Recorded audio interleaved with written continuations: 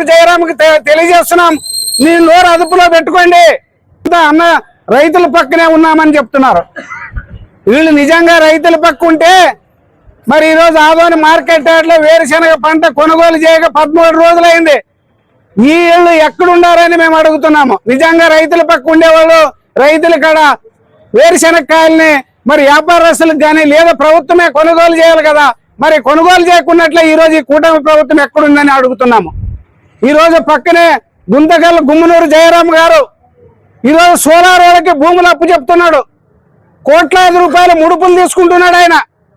మరి రైతుల తరఫున పోరాడితే రైతు సంఘాల పైన బూతుల మాటలు తిడుతున్నాడు. అందుకోసమే గుమ్మనూరు జయరాంకి తెలియజేస్తున్నాం, నీ నోరు అదుపులో పెట్టుకోండి. రాబోయే కాలంలో రైతులు తిరగబడతారు మిమ్మల్ని. ఇప్పటికే ఆలూరు నుంచి గుంతకల్లకు పంపించారు. మరి గుంతకల్ నుంచి నువ్వు ఎక్కడికి పోతావో తెలియదు రైతులతో పెట్టుకుంటే. అందుకోసమే రైతు సంఘాల పట్ల రైతుల పట్ల గౌరవంతో వ్యవహరించండి అని ఈ సందర్భంగా గుమ్మనూరు జయరాంకి విజ్ఞప్తి చేస్తున్నాం. మరి ఇప్పటికైనా రైతుల పట్ల మరి చిత్తశుద్ధి ఉంటే సోలార్ వాళ్ళ కంపెనీలకు భూములు ఇవ్వకోకున్నట్ల వాళ్ళని రక్షించండి అని మేము కోరుతా ఉన్నాం. ఈరోజు ఆదోని మార్కెట్ లో గుంతకల్లో గుత్తు నుంచి వేరుశనక్కాయలు తెచ్చుకొని మరి వీళ్ళందరూ ఇక్కడ అమ్ముడు పోగా ఎక్కడో తీసుకోబోతున్నారు. మీరేం గాడిదలు కాస్తున్నారో గుమ్మనూరు జయరాం అని అడుగుతున్నాము. మరి ఈడొచ్చి మార్కెట్ యార్డ్ లో సమస్య పరిష్కరించవచ్చు కదా రైతుల పక్క నిజంగా నీకు చిత్తశుద్ధి ఉంటే. కానీ గుమ్మనూరు జయరాం ఆ పని చేయడంలే. లేదు ఇక్కడున్న కూటమి నాయకుల ప్రభుత్వం ఆ ప్రయత్నం చేయడంలే. ఎవరైతే ప్రశ్నిస్తారో ఎవరైతే అడుగుతారో వాళ్ళ మీద దాడులు చేస్తున్నారు, వాళ్ళ పైన బూతులు తిడుతున్నారు. నిజంగా మీకు రాబోయే కాలంలో రైతులు బుద్ధి చెప్పే రోజులు వస్తాయని ఈ సందర్భంగా తెలియజేస్తున్నాను. ఇప్పటికైనా మించిపోలేదు, రైతుల పక్క నిలబడండి. ఈరోజు కౌలు రైతులు గుర్తింపు కార్డు లేక ఈరోజు నష్టపోతున్నారు. ఈరోజు పంటలు లేక ఈరోజు అధిక వర్షాల వల్ల తీవ్రంగా నష్టపోతున్నారు. మరి వాళ్ళకి నష్టపరిహారం ఇప్పియండి. మరి ఈరోజు భూ యజమాని సంతకం లేకపోతే కౌలు కార్డు లేదంటున్నారు. కూటమి ప్రభుత్వం వచ్చే కౌలు కొత్త చట్టం తీసుకొని వస్తామన్నారు, ఇంతవరకు కొత్త చట్టం తీసుకురాలే. మరి ఇట్లాంటి పరిస్థితుల్లో కౌలు రైతులు ఎవరు ఆదుకుంటాడో మీరు సమాధానం చెప్పాలి. ఈరోజు రాయలసీమ కానీ ఈ వెనకబడిన ప్రాంతాల్లో కానీ ఈరోజు కౌలు రైతులు వలసబాటు పడుతున్నారు. పొలం గిట్టుబాటు కాక పొలం వేసిన పంట సరిగి రాక ఈరోజు పండిస్తే ధర లేక ఈరోజు ఉల్లి రైతులు చూస్తున్నాము కనీసం 200 రూపాయలు కూడా కొనడంలే. రైతులంతా ఒత్తిడి చేసిన తర్వాత ఇప్పుడు 1200 కొంటామంటున్నారు. నిన్న మొన్న ఒక రోజు మాత్రమే కొనుగోలు చేసి తర్వాత వదిలేసినారు గాలికి. ఈరోజు పొలాల్లోనే రైతులు ఉల్లిని వదిలేసినారు గిట్టుబాటు కాక, కనీసం కూలీలు ఖర్చు కూడా లేక. కనీసం వాళ్ళకి ఎకరాకి 1 లక్ష రూపాయలు నష్టపరిహారం ఇవ్వాలా మీకు దమ్ముంటే. కూటమి ప్రభుత్వం నిజంగా రైతుల పక్కన శ్రద్ధ ఉంటే ఇవ్వాలా. ఈరోజు చంద్రబాబు నాయుడు చెప్తున్నాడు యూరియా ఎక్కడ కొరత లేదు అన్ని చోట్ల ఉందని. ఈరోజు ఆదోనికి రమ్మంటున్నాను చంద్రబాబు నాయుడు గారిని. యూరియా ఎక్కడ ఇట్లా ఉంటే మీరు దమ్ముంటే అక్కడ చూపియండి అని మేము అడుగుతున్నాము. అందుకని మాటలు చెప్పడం కాదు, ఖచ్చితంగా ఎరువులు యూరియాని సక్రమంగా కౌలు రైతులకు కానీ రైతులకు కానీ అందించాల్సిన బాధ్యత ఈరోజు కూటమి ప్రభుత్వం పైన ఉంది. అందుకోసమే కౌలు రైతుల సమస్యలు పరిష్కారం అయ్యే వరకు, రైతు సమస్యలు పరిష్కారం అయ్యే వరకు రాబోయే కాలంలో కౌలు రైతు సంఘం కలిసికట్టుగా పెద్ద ఎత్తున పోరాడుతుందని ఈ సందర్భంగా తెలియజేస్తూ ఇప్పుడు కౌలు రైతు సంఘం రాష్ట్ర ప్రధాన కార్యదర్శి హరిబాబు గారిని మాట్లాడవలసిందిగా విజ్ఞప్తి చేస్తున్నా.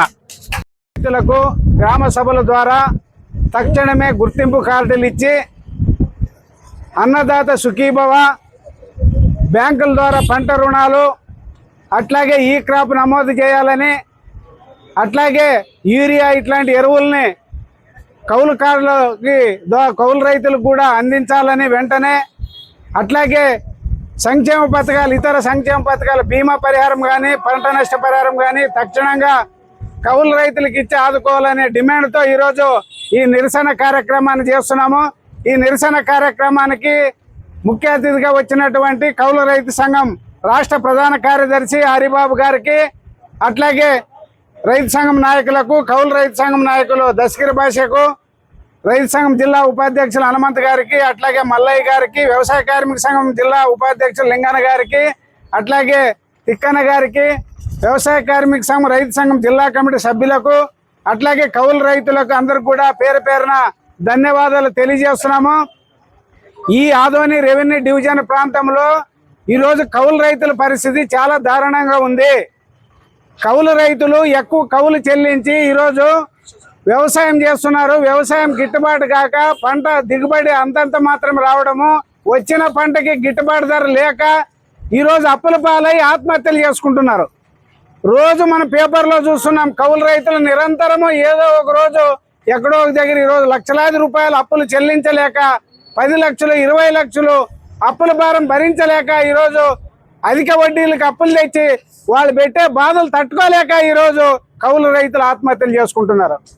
కానీ కూటమి ప్రభుత్వం వచ్చిన తర్వాత, మోడీ ప్రభుత్వం 11 సంవత్సరాలు అధికారంలో ఉన్న తర్వాత కూడా కౌలు రైతుల ఆత్మహత్యలు ఆగడంలే. మరి అందరికీ ధన్యవాదాలు. నేను 2 విషయాలు మీ దృష్టికి, ప్రభుత్వం దృష్టికి తీసుకొస్తా. ఒకటి, గతంలో పరిపాలించిన జగన్మోహన్ రెడ్డి దుర్మార్గమైన కౌలు చట్టం తెచ్చాడు. ఆ దుర్మార్గుడు తెచ్చిన చట్టాన్ని మేము బంగారు చట్టంగా మారుస్తాం, భూ యజమాని సంతకం తొలగిస్తామని ఎన్నికల ముందు ఎన్నో సభల్లో ఇవాళ అధికారంలోకి వచ్చిన ముఖ్యమంత్రి, మంత్రి, చిన్నోడి దగ్గర నుంచి పెద్దోడి దాకా చెప్పారు. ఈ ప్రభుత్వం అధికారంలోకి వచ్చి 2 సంవత్సరాల దగ్గరికి వచ్చేస్తుంది. ఇప్పటి వరకు గడప దాటలేదు ఆ చట్టానికి సంబంధించి. అంటే ఓడ దాటే వరకు ఓడ మల్లయ్య, ఓడ దాటిన తర్వాత బోడి మల్లయ్య లాగా ఎన్నికల ముందు ఎన్నెన్నో వాగ్దానాలు చేసి ఎన్నికల తర్వాత మీ ఇష్టమైన చట్టాల కోసం తీరిక లేకుండా కష్టపడి పెద్ద వాళ్ళ కోసం, ఫ్యాక్టరీ యజమానుల కోసం నిద్రాహారాలు మారి పనిచేస్తున్నారు. మామూలుగా అయితే వైసీపీ, టీడీపీ, చంద్రబాబు గారు, జగన్మోహన్ రెడ్డి బాగా తిట్టుకుంటున్నారు. కానీ వైసీపీ ప్రభుత్వం ఎక్కడెక్కడైతే భూములు తీసుకుందో అక్కడ వాటిని ప్రభుత్వం రద్దు చేయాలి.